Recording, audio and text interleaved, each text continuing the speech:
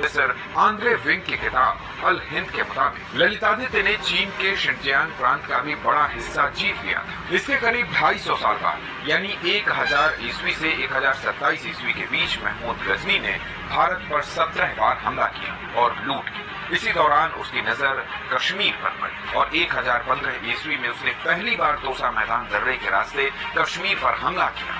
उस वक्त कश्मीर में संग्राम राजा का शासन था।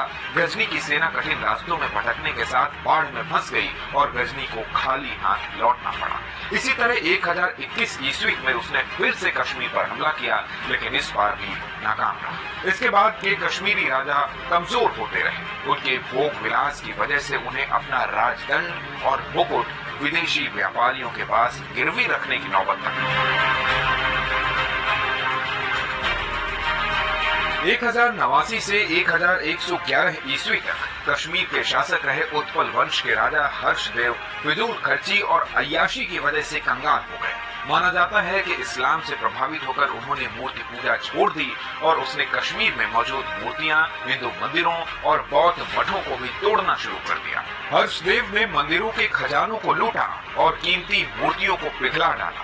हर्षदेव के समकालीन इतिहासकार कल्हड़ ने उन्हें तुरुष्क यानी तुर्क कहा। इस वीडियो की शुरुआत में हमने तिब्बत से कश्मीर आए बौद्ध राजकुमार रिंचन का जिक्र किया था, जो कश्मीर का राजा बना और इस्लाम स्वीकार किया। लेकिन उसने इस्लाम क्यों स्वीकार किया? इतिहासकारों के मुताबिक एक बौद्ध राजा को कश्मीरी जनता की मान्यता न मिलती। लेखक अशोक कुमार पांडे अपनी किताब कश्मीर और कश्मीर पंडित में लिखते हैं, रिंचन हिंदू धर्म अपनाना चाहता था, लेकिन उसके तिब्बती बौद्ध होने की वजह से ब्राह्मणों ने उसे दीक्षित करने से इनकार कर दिया।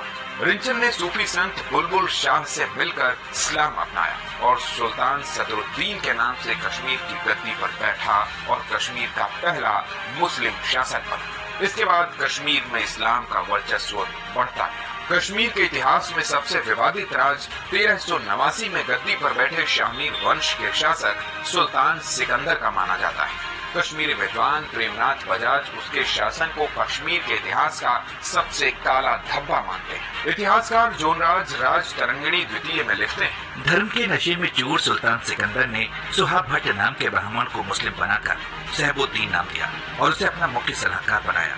उसकी बेटी से शादी की। सैफुद्दीन के सुझाव पर सुल्तान सिकंदर ने ब्राह्मणों और विद्वानों को मुसलमान बनाने का आदेश दिया। हालांकि 1420 ईस्वी में सुल्तान सिकंदर का बेटा जैनुल आबदीन जब गद्दी पर बैठा तो उसने मंदिरों को फिर से बनवाया और कश्मीर से निकाले गए ब्राह्मणों की वापसी की कोशिश की।